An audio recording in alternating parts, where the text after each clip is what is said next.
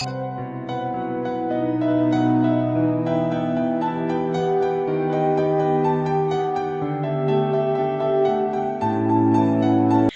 guys, this is J53518 here for another segment of Anime Chat with J5, yours truly. And go to a more sadder point till I review a very classic anime movie. This was released in 2007 in Japan, but somehow came to America. Actually, a Japanese-made film.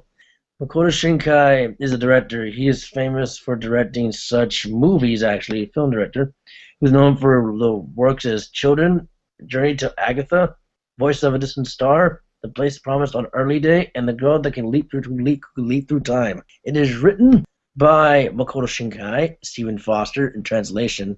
The plot of 5 centimeters per second.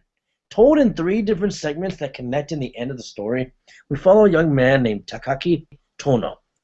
Takaki Tono was very good friends, childhood friends, with Akari Shinohara, played by Yoshimio Kondowa, later by Ayaka Onoi in the last bit, called Yosoko 5 centimeter. Both of them have been very good friends, have lived cruel winters together, very best friends. They've known each other for a very long time. They love each other. They were mocked at as kids. You know, they were good sweethearts. They fell in love through high school, through college. When they get through high school, they fall in love. And, you know, as they go through life, each of the segments people are based on their life. The whole story is just about Takaki trying to get back to Akarai, and just trying to love her and just get to their long-lost love and reunite so they can fall in love again. Because life isn't easy, you know, and if you want to see that love person, you gotta persevere and you gotta push on to be able to meet them. The story does a very good job at really pointing. It's a real life kind of story, and we all can relate because we've been in that point in our relationships where we long distance relationships where we don't see our loved ones or that special someone. We don't see them a lot, and so life always tends to throw little screwballs to handle. Sometimes we do, sometimes we don't. So this story is kind of a good idea of kind of doing that in kind of a new, real dimension.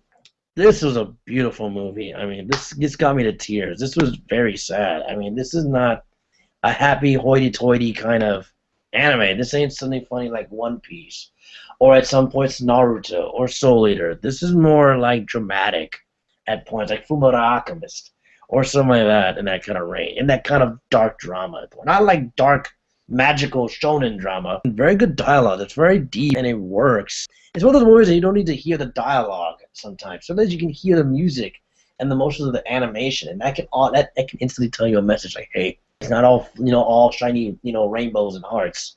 It's very tragic. It really tugs on your heartstrings very much in that dramatic moment because you feel for him and for her. I know we don't focus on her too, but it's mostly on him because it's him trying to reunite with that connection, trying to get back together. It doesn't matter if it takes him years or many years. He's going to eventually meet up with her again.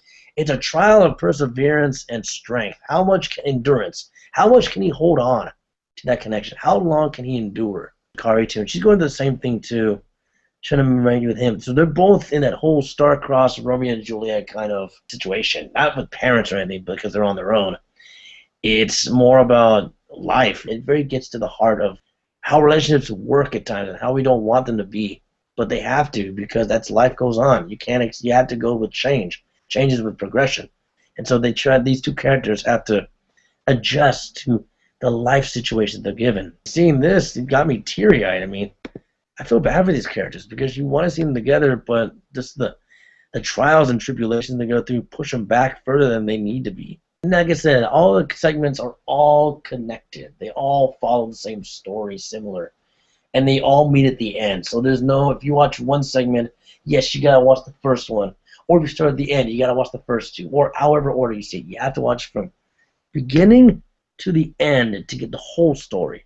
It matters if you watch all of them because you get the whole story from when they're disbanded, from their memories as kids to their disbandment to the journey they take to see each other again. It's a long journey. It's a sad journey. But it kind of sometimes leaves you with a happy feeling, hoping that they'll ever get to meet each other again. I like the use of colors in this, very dark reds and blues, to just find the different types of years. I mean, this movie doesn't take place in a week or a month.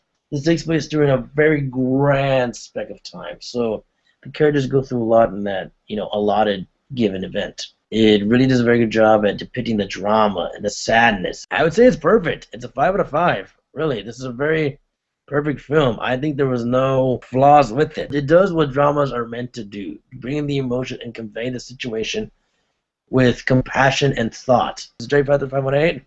I'm signing off, and see you on the other side of media. Bye-bye.